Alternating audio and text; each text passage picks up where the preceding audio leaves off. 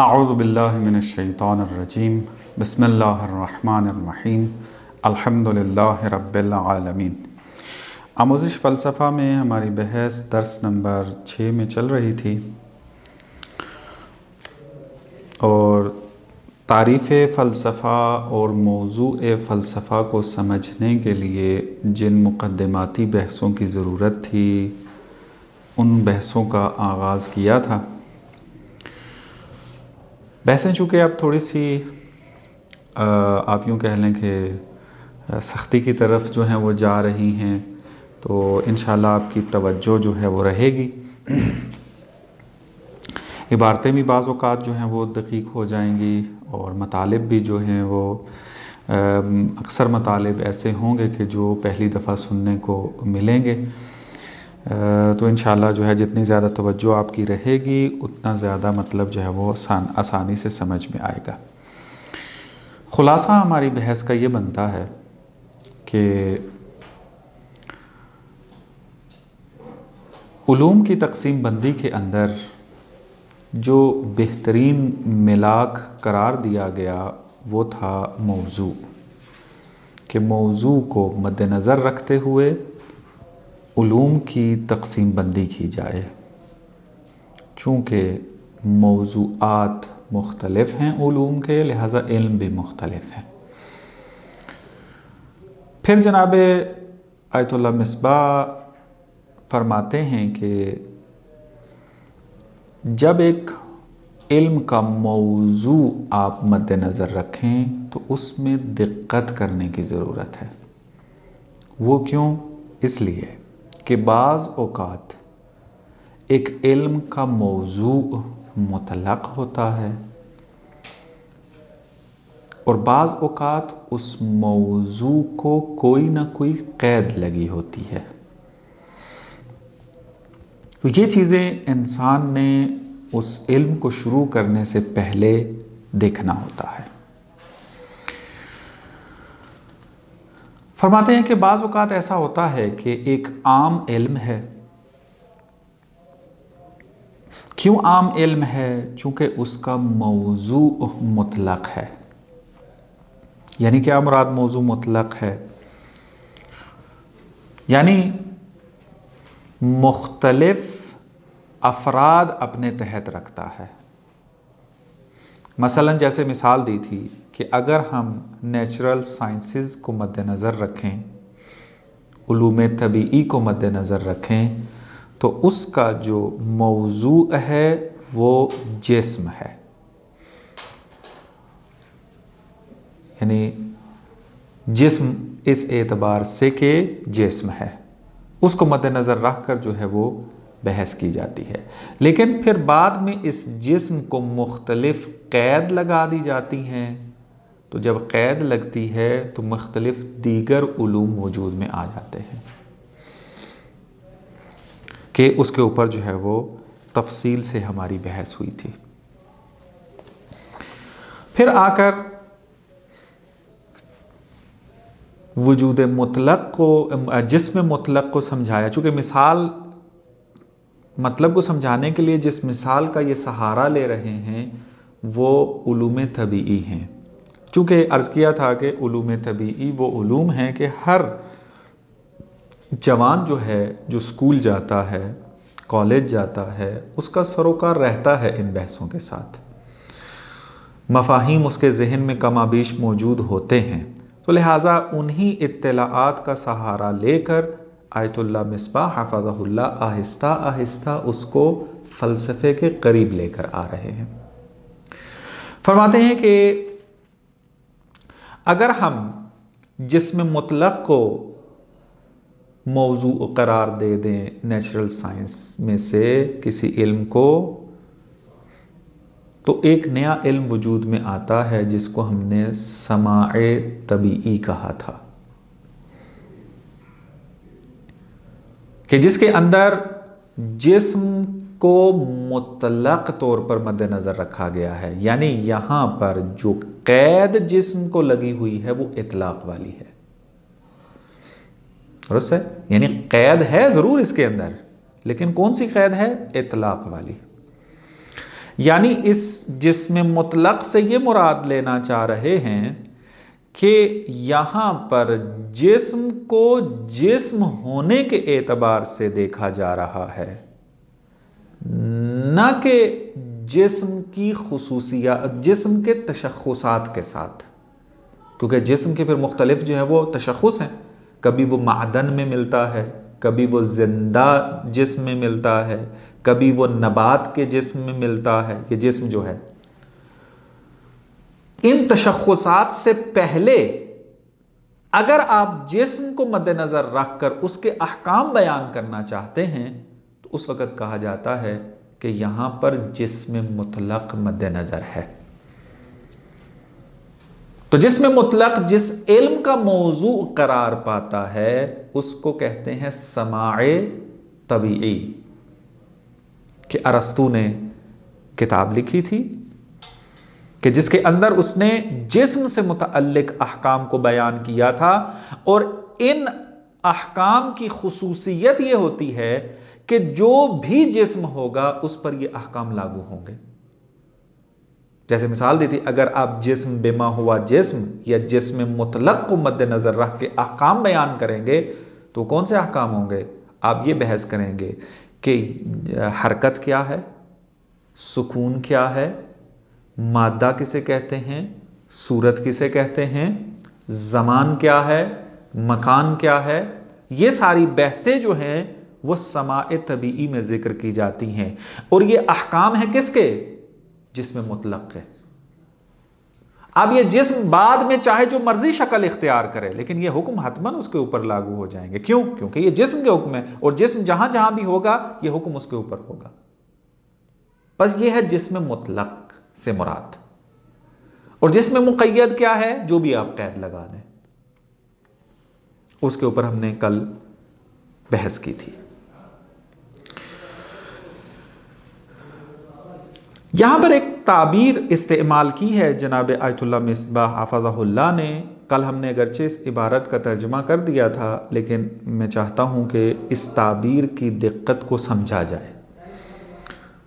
فارسی کتاب کے مطابق صفحہ 86 پہ یہ تعبیر ہے کہ بدین ترتیب مطلق جسم موضوع بخش طبیعی از فلسفہ قدیم و جسم مطلق موضوع نخستین بخش از طبیعیات۔ یعنی مطلق جسم موضوع کس کا ہے؟ طبیعیات کا، کہ جو کس کا حصہ ہے؟ فلسفہ قدیم کا، یعنی فلسفے کی قدیم اصطلاح کا۔ فلسفہ قدیم سے یہاں بھی مراد ہے۔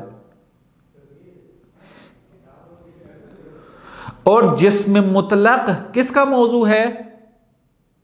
سماع طبیعی کا۔ اب یہاں ایک طالب علم جو یہ عبارت پڑھ رہا ہوگا اس کے ذہن میں سوال اٹھے گا کہ مطلق جسم اور جسم مطلق سے کیا مراد ہے؟ واضح؟ اس کو تھوڑا سا سمجھیے گا، مطلب آسان ہے، فقط توجہ کی ضرورت ہے۔ مطلق جسم مقسم قرار پاتا ہے طبیعیات کے لیے، یعنی جب آپ کہتے ہیں کہ نیچرل سائنسز اس کا موضوع جسم ہے، درست ہے؟ پھر ان نیچرل سائنسز کو آپ کیا کرتے ہیں؟ مختلف علوم میں تقسیم کرتے ہیں۔ آپ کہتے ہیں کہ یہ جو جسم کبھی معدن ہوگا، یہ جسم کبھی نبات ہوگا، یہ جسم کبھی زندہ ہوگا، درست ہے؟ اس طریقے سے آپ تقسیم کریں گے۔ تو یہ جو جسم مقسم واقع ہوتا ہے اس میں چونکہ کسی قسم کی قید بھی مد نظر نہیں ہوتی، جب یہ صورتحال ہو کسی جگہ پر تو اس کو کہتے ہیں مطلق جسم، یعنی مطلق پہلے آتا ہے، جہاں پر آپ کی نظر میں کوئی بھی قید اس کو نہ لگی ہو اور آپ اس حیثیت سے اس کو دیکھ رہے ہوں، اس وقت مطلق پہلے آتا ہے۔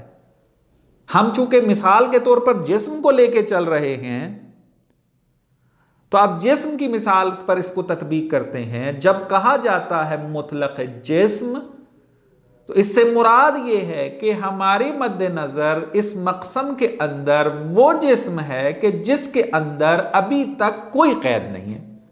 یہ جسم پھر تقسیم ہوتا ہے مختلف افراد کی طرف، کیونکہ اگر آپ اس کو قید لگا دیں گے تو بہت سارے علوم خارج ہو جائیں گے اس سے۔ آپ کیا کر رہے ہیں؟ جسم کو مد نظر رکھتے ہوئے اس کے متحد مختلف علوم لے کر آ رہے ہیں، تو اس کو بدون قید لحاظ کریں گے تو نیچے مختلف علوم آئیں گے۔ پہلے اس کو بدون قید ملاحظہ کریں گے تو بعد میں اس کو قید لگا کر مختلف علوم وجود میں لے کر آئیں گے۔ پس جہاں پر بالکل کوئی قید مد نظر نہ ہو وہاں پر مطلق پہلے آتا ہے، مطلق جسم۔ یہاں تک بات واضح ہو گئی؟ دوسری تعبیر پھر ہم نے کہا کہ جو یہ مقسم ہے یہ تقسیم ہوتا ہے، اس میں جسم کے اوپر بعض اوقات ہماری نگاہ ہوتی ہے کس اعتبار سے؟ مطلق ہونے کے اعتبار سے۔ اب یہاں پر اطلاق قید ہے، وہاں مقسم میں اطلاق بھی حتی قید نہیں تھی، وہاں فقط بدون قید جسم کو دیکھ رہے تھے۔ یہاں ہم کہہ رہے ہیں نا، ہم جسم کہ جو مطلق ہو وہ میرے مد نظر ہے۔ جسم مطلق سے کیا مراد ہے؟ یعنی جسم بس جسم ہونے کے اعتبار سے کیا حکم رکھتا ہے۔ پس جہاں پر اطلاق قید ہو موضوع کی، وہ موضوع کے بعد آتا ہے، کہا جاتا ہے جسم مطلق۔ درست ہے؟ اگر عربی میں اس کو بیان کریں گے، پہلا جو مقسم واقع ہو رہا ہے جس میں کسی قسم کی قید مد نظر نہیں ہوتی وہ ہوتا ہے مطلق الجسم، اور جہاں پر اطلاق قید لگ جائے وہاں کہتے ہیں الجسم المطلق۔ پس جسم مطلق قسم ہے مطلق الجسم کی، اور الجسم المطلق قسیم ہے کس کی؟ جسم معدنی کی، جسم نباتی کی، جسم زندہ کی، یہ اجسام کی، یعنی ان کے مقابل میں ہے، اور قسم ہے مطلق جسم کی۔ یہاں تک بات واضح ہو گئی؟ پس عبارت جو ہے وہ واضح ہے، اس کا ترجمہ ہم نے کل کر لیا تھا، یہ فقط دقت آپ کو بیان کرنی تھی۔ اب چلتے ہیں آگے جہاں ہماری بحث رکی تھی پچھلے درس میں۔ چاہے مطلق جسم ہو یا جسم مطلق ہو، احکام تو دونوں کے ایک ہی ہوں گے؟ احکام نہیں ہوں گے، کیونکہ مطلق جسم میں آپ اس کو مقسم قرار دے کے اس سے آگے اس کی فروعات نکالنا چاہ رہے ہیں۔ جب آپ احکام بیان کرنے کی طرف آئیں گے وہاں آپ قیدیں لگائیں گے، احکام کا مرحلہ بعد میں آتا ہے نا، درست ہے؟ یعنی آپ جب کہتے ہیں کہ ہمارے پاس علوم طبیعی ہیں تو ہم آپ سے پوچھیں گے کہ علوم طبیعی کو آپ نے کس بنیاد پہ جدا کیا ہے باقی علوم سے؟ آپ کہیں گے کہ چونکہ طبیعی علوم کے اندر، نیچرل سائنسز کے اندر کیا ہوتا ہے، وہ علوم پائے جاتے ہیں کہ جن کے مد نظر جسم ہوتا ہے، درست ہے؟ اب آپ نے یہ جو جملہ کہا کہ جن کے مد نظر جسم ہوتا ہے، یہاں جسم کوئی قید کے ساتھ ہے؟ نہیں، یہ مطلق جسم ہے، درست ہے؟ پھر آپ اگر اچھا نیچرل سائنس کا موضوع جو ہے وہ کیا ہے؟ جسم ہے، یعنی مطلق جسم ہے۔ اب آپ کہتے ہیں ان میں پھر کون کون سے علوم شامل ہیں؟ احکام کہاں بحث ہونی ہے؟ علوم میں، درست ہے؟ اب آپ آگے پوچھ رہے ہیں کہ یہ جو نیچرل سائنسز ہے جس کا موضوع جسم ہے، اس کے نیچے پھر کون کون سے علم آتے ہیں؟ آپ کہیں گے اس میں معدنیات آتا ہے، اس میں نباتیات آتا ہے، اس میں حیاتیات آتا ہے، اور اس میں ایک کون آتا ہے؟ سماع طبیعی۔ ہاں، وہ جسم مطلق ہو جائے گا۔ سماع طبیعی کی کیوں ضرورت پڑی ہمیں؟ اس کی وجہ بھی کل آپ کی خدمت میں عرض کی تھی. اس وجہ سے سماع طبیعی والے علم کی ضرورت پڑی، کیونکہ بعض احکام نیچرل سائنسز کے ایسے ہیں کہ جو کسی علم کے ساتھ خاص نہیں ہے. وہ چاہے کوئی بھی نیچرل سائنس کا علم ہو، وہ حکم وہاں پر آ جاتا ہے. چاہے وہ معدنیات سے ہو تب بھی وہاں ہے، چاہے وہ نباتیات میں سے ہو تب بھی وہاں ہے، چاہے وہ حیوانیات میں سے ہو تب بھی وہاں ہے. تو اب کیا کریں ان احکام کو کہ جو تمام علوم پر لاگو ہو جاتے ہیں نیچرل سائنس کے، ان کو کہاں بحث کریں ہم جا کر؟ تو ضرورت پیش آئی کہ ایک ایسا علم ہونا چاہیے کہ جہاں پر اس کو بحث کی جائے. وہ کون سا علم ہے؟ کہ جہاں پر جسم مطلق مد نظر ہے. کیونکہ یہ احکام کلی بنتے ہی تبھی ہیں کہ جب جسم ہونے کے عنوان سے وہ حکم رکھتے ہوں.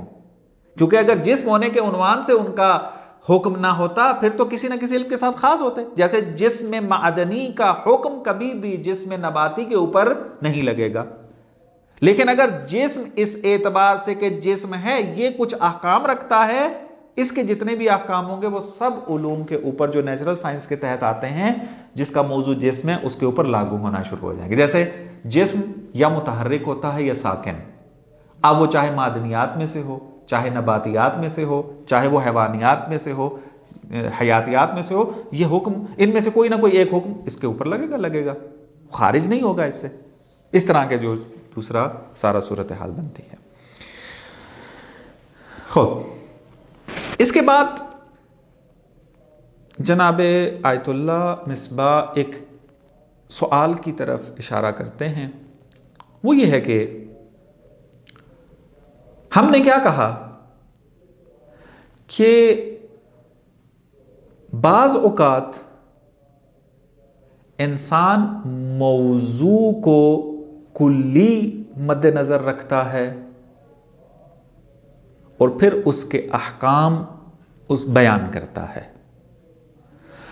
اور بعض اوقات جب ہم یہ مد نظر رکھتے ہیں تو اس کے بیان کردہ احکام تمام علوم کے اوپر لاگو ہوتے ہیں کہ جو اس کے ماتحت ہوتے ہیں.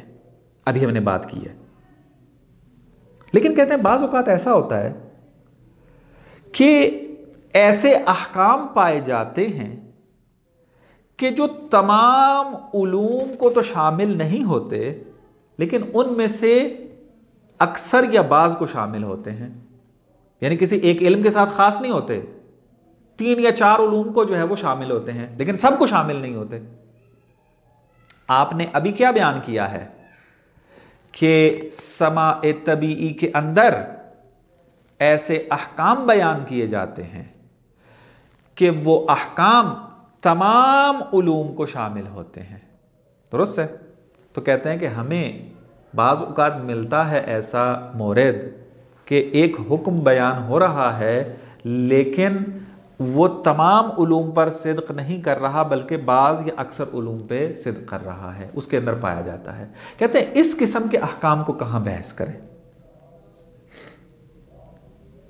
ابھی تک تو 2 کیٹیگری بنی تھی نا کہ اگر آپ جسم مطلق لیں گے تو اس میں ایسے احکام ہوں گے جو تمام علوم کو شامل ہوں گے، اور جب قید لگ جائے گی تو وہ حکم فقط اسی علم کے ساتھ خاص ہوگا، اس سے آگے والے علم کے اوپر، اس کے بعد والے علم کے اوپر جو ہے وہ مترتب نہیں ہوگا. کہتے ہیں ہمارے پاس بعض احکام ایسے بھی ہیں کہ جو نہ تو ایک علم کے ساتھ خاص ہیں نہ سب علم کے اوپر ان کا لاگو ہوتا ہے، اجرا ہوتا ہے، بلکہ وہ حکم ایسا ہے کہ جو 2 3 4 علوم کے اوپر جو وہ صدق کرتا ہے. وہ علوم ایک موضوع کے تحت مندرج ہیں، ایک تحت آتے ہیں لیکن سب کے اوپر نہیں ہوتے. کہتے ہیں اس قسم کے احکام کو ہم کہاں جا کر بحث کریں، اس کی جگہ کہاں بنتی ہے؟ تو آیت اللہ مصباح حفظ اللہ فرماتے ہیں کہ یہ احکام بھی ہم کیا کریں گے، اسی پہلے علم کے زمرے میں لے کر آئیں گے. کون سا پہلا علم؟ کہ جہاں پر ہم مطلق قید کے طور پر لاتے ہیں، موضوع پلس اطلاق. جس طرح ہماری مثال کے مطابق کیا ہے، جسم مطلق یعنی سماع طبیعی والا علم، وہاں پر ہم اس کو بحث کریں گے. تو پھر سوال یہ اٹھتا ہے، اصل سوال یہی ہے کہ اگر آپ ایسے احکام کو بحث کریں گے جا کر تو آپ کا کلیہ قاعدہ تو ختم ہو جائے گا. ہاں، کیا کلیہ بنایا تھا آپ نے کہ اگر موضوع پلس اطلاق موجود ہو تو اس کے احکام کیا ہوتے ہیں؟ تمام علوم پر صدق کر رہے ہوتے ہیں، چونکہ اس کے اندر احکام ہی ایسے بیان کیے جاتے ہیں جو موضوع مطلق کے ساتھ سازگار ہوتے ہیں، اور موضوع مطلق کا جو حکم ہے وہ اپنے افراد تمام پر کیا ہوتا ہے؟ لاگو ہوتا ہے. تو آپ کا وہ قانون اور کلیہ جو ہے وہ باطل نظر آ جاتا ہے، پھر یہاں پر مشکل نظر آتی ہے یہاں پر. تو پھر کیا کریں؟ کہتے ہیں چارہ نہیں ہے، ہم آ کر اطلاق کے تعریف کے اندر تصرف کر دیں گے. اطلاق کا جو ہے معنی کیا کر دیں گے؟ بدل دیں گے، تاکہ اس قسم کے مسائل بھی اس کے اندر کیا ہو جائیں؟ شامل ہو جائیں. عبارت میں دیکھیں مطلب واضح ہو جائے گا. فرماتے ہیں کہ اس جگہ یہ سوال پیش ہوتا ہے، وہ کیا ہے؟ وہ یہ ہے کہ اگر احکام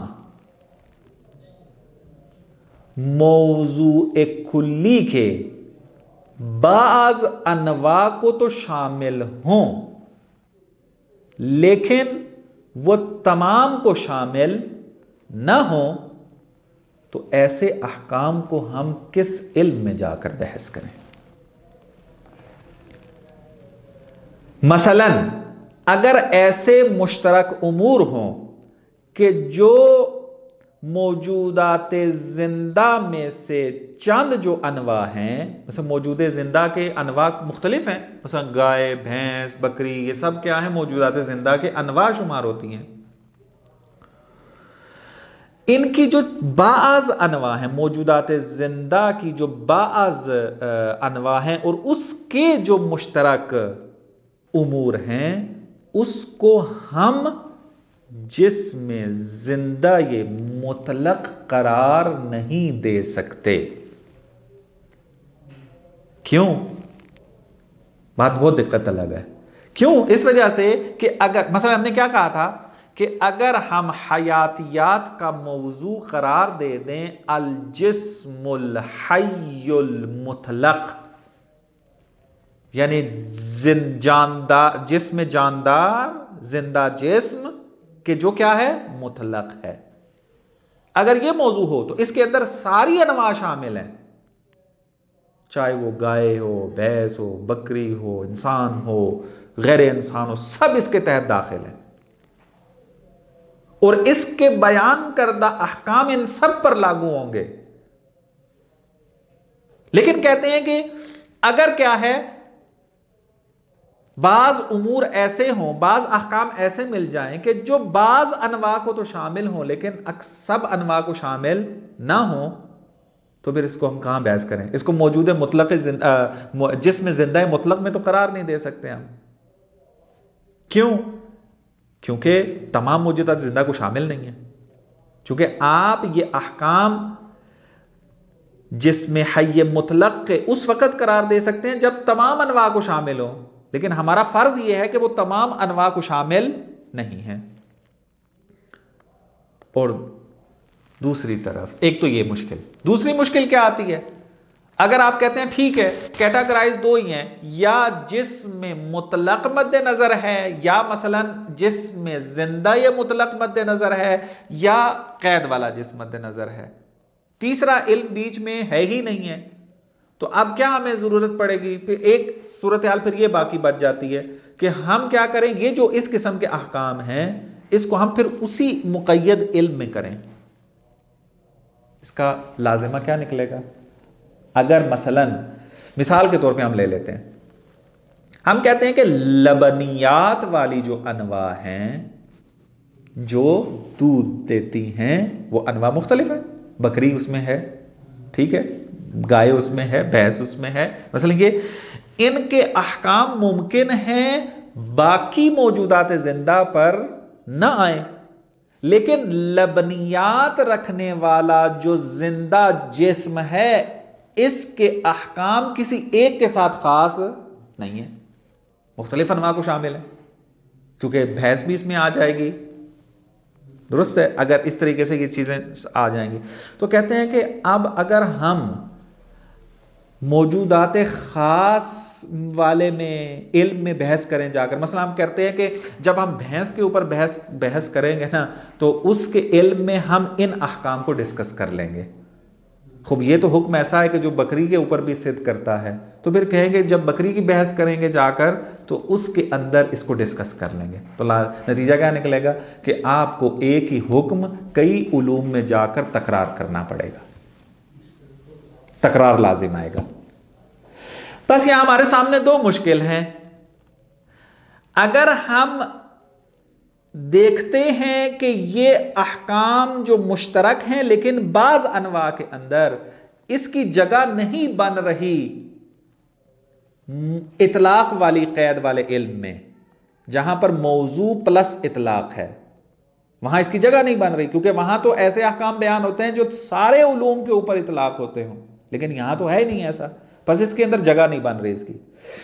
جہاں اس کی جگہ بن سکتی ہے وہاں پہ تکرار لازم آ رہا ہے، کیونکہ آپ جس نوع کے بارے میں بحث کریں گے یہ حکم وہاں پر ڈسکس کرنا پڑے گا آپ کو، تو تکرار لازم آئے گا۔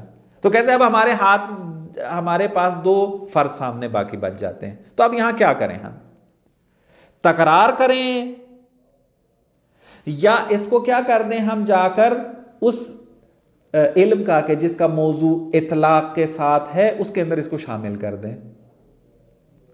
تو جناب آیت اللہ مصباح فرماتے ہیں کہ ہم اس کو موضوع مطلق والے کیا ہے علم میں شامل کر دیں گے۔ تو پھر کہیں گے اگر شامل کر دیں گے تو مشکل کیسے حل کریں گے کہ اس کے تو احکام بعض انواع پہ شامل ہوتے ہیں، حالانکہ موضوع مطلق کے احکام سب انواع پہ صدق کرتے ہیں، اس مشکل کیسے حل کریں گے؟ کہتے ہیں ہم مطلق کی تعریف تبدیل کر دیتے ہیں، بہتر ہے اس سے کہ ہم کیا کریں، ابحاث کو تکرار کریں۔ ادھر ٹائم ویسٹ کرنے سے بہتر یہ ہے کہ ہم کیا کر دیں، اطلاق کی تعریف میں چینج کر دیں۔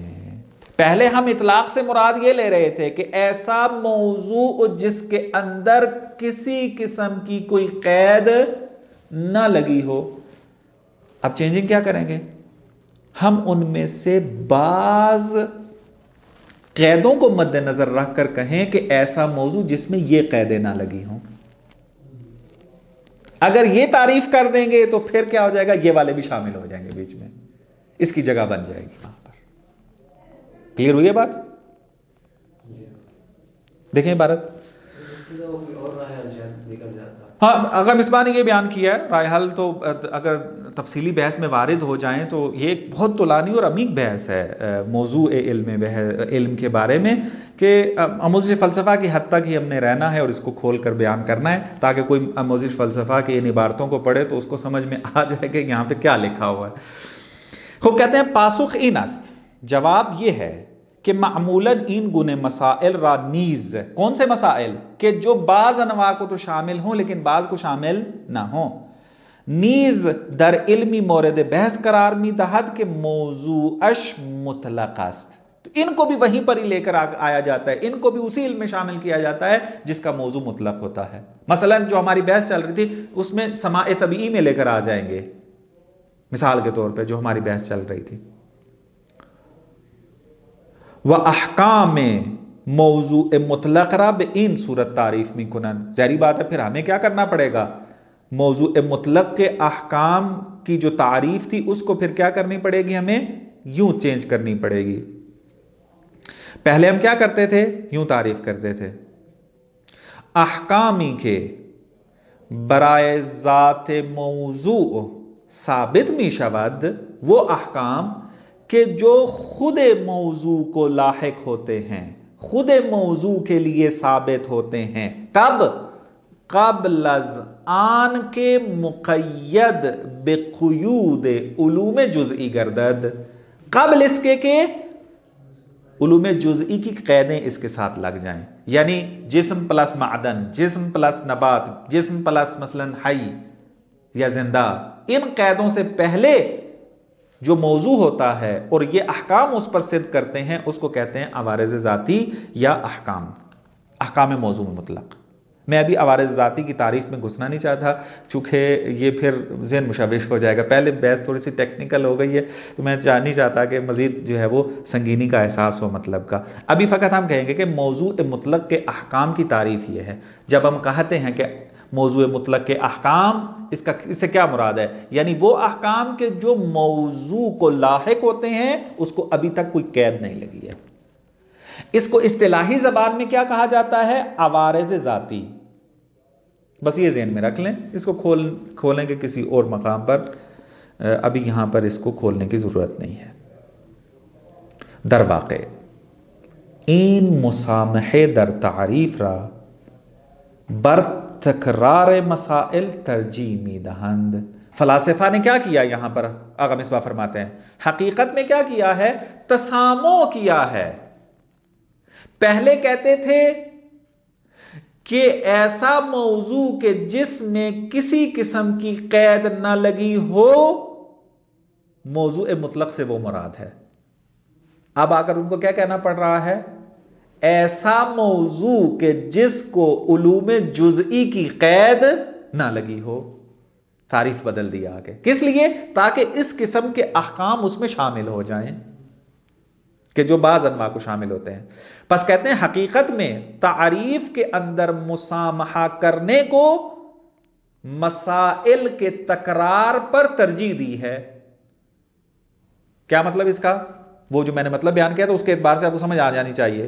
تکرار آ رہا تھا کہ اگر ہم اس موضوع مطلق والے علم میں شامل نہ کریں احکام کو تو ہمیں جزئی علوم میں اس پر بحث کرنی پڑے گی اور پھر ہر علم کے اندر ایک مسئلے کو ڈسکس کرنا پڑے گا، تو تکرار لازم آئے گا. فلاسفہ نے کہا کہ بجائے اس کے کہ ہم مسائل کو تکرار کریں مختلف علوم میں جا کر، ہم اس اطلاق کی تعریف میں ہی تھوڑا سی تسامح کر لیتے ہیں، ہم ہی تھوڑا سا تنزل کر لیتے ہیں تاکہ یہ مسائل اس کے اندر داخل ہو جائیں.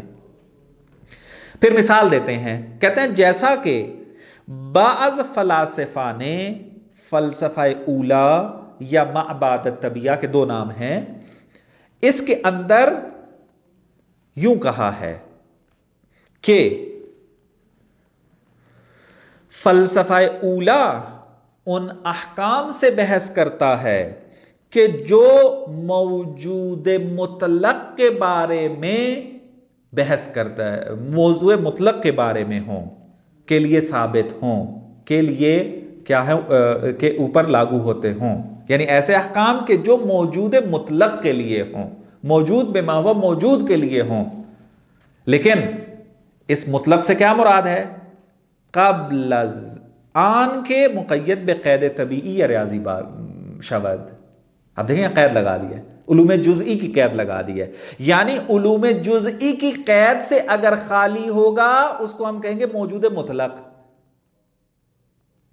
یعنی جس کے اندر قید ریاضی کی نہ ہو، جس کے اندر قید جو ہے وہ طبیعی کی نہ ہو، یعنی موجودی کے جسم ہو یہ نہ ہو، موجود کے جو عدد نہ ہو، اس کو ہم کہیں گے موجود مطلق. یہ کیوں کہنا پڑا ان کو، بعض فلاسفہ کو؟ تاکہ ایسے احکام فلسفے میں داخل کیے جا سکیں کہ جو تمام موجودات کے لیے تو نہیں ہیں لیکن بعض موجودات کو شامل ہیں، کسی ایک کے ساتھ خاص نہیں ہے، بعض کو شامل ہیں. مثلا 10-15 موجودات کو شامل ہیں لیکن پورے موجودات کو شامل نہیں ہے. یہ والے احکام شامل ہو جائیں تو انہوں نے آ کر اطلاق کے معنی میں تصرف کر دیا کہ اطلاق سے مراد یہ ہے کہ جس میں علوم جزئی کی قید نہ ہو. تو اب ہم نے فلسفے کی جب قدیم اصطلاح پڑھی تھی تو کتنے علوم کو اس میں شامل کیا تھا؟ 6 علوم کو. بنیادی طور پہ 2 تقسیمیں کی تھی کہ فلسفہ یا نظری ہوگا یا عملی ہوگا. نظری کو پھر ہم نے کیا کیا تھا؟ 3 حصوں میں تقسیم کیا تھا کہ یا الہیات ہوگا یا طبیعیات ہوگا یا ریاضیات ہوگا. تو اب فلسفہ اولا سے کیا مراد تھی ہماری؟ الہیات. فلسفہ اولا سے کیا مراد تھی؟ الہیات. الہیات کی اب تعریف کر رہے ہیں. الہیات کا موضوع کیا ہے؟ کہا الہیات کا موضوع موجود مطلق ہے. خب مطلق سے کیا مراد ہے؟ کہ جس کو قید نہ لگی ہو ریاضی کی اور طبیعی کی. یہ بعض فلاسفہ نے آ کر مطلق کی تعریف کی ہے کہ اس موجود مطلق کو آگے چل کے کھولیں گے مزید، لیکن یہاں اس مطلب کو سمجھانے کے لیے آغا مصباح نے یہاں مثال کے طور پہ ذکر کیا ہے۔ پس اطلاق بعض اوقات مد نظر ہوتا ہے کہ جس میں کسی قسم کی قید مد نظر نہ ہو، اس کو بھی ہم کہتے ہیں موجود مطلق یا موضوع مطلق، اور کہتے ہیں کہ بعض اوقات تسامح کر دیتے ہیں آ کر کہ مطلق سے مراد یہ ہوتا ہے کہ علوم جزئی کی قید نہ ہو، جیسا کہ الہیات میں فلسفہ اولیٰ میں یہ تعریف میں کہا گیا ہے۔ فلسفہ اولیٰ کا موضوع ہے موجود مطلق، موجود مطلق سے مراد یہ ہے کہ جس کے اندر ریاضی اور طبیعی ہونے کی قید نہ ہو۔ اگر آپ اس کے حکم بیان کریں گے تو یہ فلسفہ اولیٰ کے احکام شمار ہوں گے۔ کلیئر ہو گیا مطلب؟ یہ بحث ہماری جو ہے وہ ختم ہو جاتی ہے، تھوڑی سی ٹیکنیکل بحث تھی، امید ہے کہ سمجھ میں آ گئی ہوگی۔ اس کے بعد جو بحث شروع کر رہے ہیں وہ یہ ہے کہ جب ہم ایک علم کے بارے میں بحث کرنا چاہتے ہیں اور ہمیں علم کی تعریف بھی پتہ چل گئی کہ علم کسے کہتے ہیں، اور اس میں ہم نے یہ بیان کیا تھا کہ ان قضایا کا مجموعہ علم ہوتا ہے کہ جن قضایا کے درمیان کیا پایا جاتی ہے؟ مناسبت پائی جاتی ہے، تناسب پایا جاتا ہے۔ تو قضیہ ہمیشہ کیا ہے؟ موضوع اور محمول پر مشتمل ہوتا ہے۔ تو اگر آپ ایک علم کے مسائل کو حل کرنا چاہتے ہیں تو آپ کے لیے ضروری ہے کہ آپ کو اس مسئلے کے موضوع کے بارے میں اچھے طریقے سے معلومات ہونی چاہیے، کیونکہ اگر آپ کو موضوع مسئلہ کا علم ہی نہیں ہوگا، موضوع علم کا علم ہی نہیں ہوگا، اس کی شناخت نہیں ہوگی، اس کی معرفت نہیں ہوگی، تو آپ کیسے اس مسئلے کے اس علم کے اندر جا کر مسائل کو حل کر سکتے ہیں؟ تو لہذا فرماتے ہیں کہ منطقی ترتیب یہ ہے کہ ہم سب سے پہلے 3 مرحلوں کو طے کریں۔ پہلا، موضوع کی ماہیت اور مفہوم کو پہچانیں، اور کیا کریں؟ موضوع کے وجود کو پہچانیں کہ موضوع یہ وجود رکھتا ہے یا نہیں رکھتا، اور ان اصولوں کو پہچاننے کی کوشش کریں کہ جن اصولوں کے تحت اس علم کے مسائل کو ثابت کیا جائے گا۔ یہ 3 چیزیں ایک علم میں وارد ہونے سے پہلے بیان کرنا ضروری ہوتی ہیں۔ تو فرماتے ہیں کہ یہ جو 3 آپ نے مراحل طے کرنے ہیں، اصطلاحی زبان میں علماء فرماتے ہیں کہ ایک علم کے مبادی 2 قسم کے ہوتے ہیں، یا مبادی تصوریہ ہیں یا مبادی تصدیقیہ ہیں۔ مبادی سے کیا مراد ہے؟ اصول، پرنسپلز۔ مبادی جو ہیں یا تصوریہ ہیں، کنسپچول پرنسپلز ہو جائیں گے مبادی تصوریہ، یا تصدیقیہ ہوں گے۔ مبادی تصوریہ کے اندر کیا ہوتا ہے؟ موضوع کی شناخت کو حاصل کیا جاتا ہے۔ مثلا اگر آپ ریاضی پڑھنا چاہتے ہیں تو ریاضی کا موضوع عدد ہے، تو اس طالب علم کے لیے ضروری ہے کہ وہ عدد کو پہچانے کہ عدد کسے کہتے ہیں، اس کی ماہیت پہچانے، اس کی حقیقت کو جانے، پھر احکام کی بات آتی ہے۔ تو جہاں پر جس بخش میں عدد کی ماہیت کو پہچانا جاتا ہے اس بخش کو کہتے ہیں کہ یہ مبادی تصوریہ ہے، کہ جہاں پر موضوع کو کھولا جاتا ہے، موضوع ہے کیا؟ ٹھیک ہے، مبادی تصوریہ میں موضوع کی شناخت حاصل کی جاتی ہے۔ اور مبادی تصدیقیہ میں کیا ہوتا ہے؟ اس بات کو پہچاننے کی کوشش کی جاتی ہے کہ یہ جو موضوع کے جس کو میں جان چکا ہوں کہ اس کی حقیقت کیا ہے، آیا یہ وجود رکھتا ہے یا نہیں رکھتا۔ پس موضوع کے وجود کے بارے میں بحث مبادی تصدیقیہ کہلاتی ہیں، اور موضوع کی ماہیت کے بارے میں بحث مبادی تصوریہ کہلاتی ہیں. اور یہ دو بحثیں جو ہیں وہ ضروری ہوتی ہیں. اگر یہ بحثیں نہ کی جائیں تو ایک علم سے صحیح طریقے سے استفادہ ممکن نہیں ہوتا. انشاءاللہ اس کو مزید کھولنے کی ضرورت ہے کہ اگلے درس میں اس پر بحث کرتے ہیں. وصلی اللہ علی محمد وآل محمد.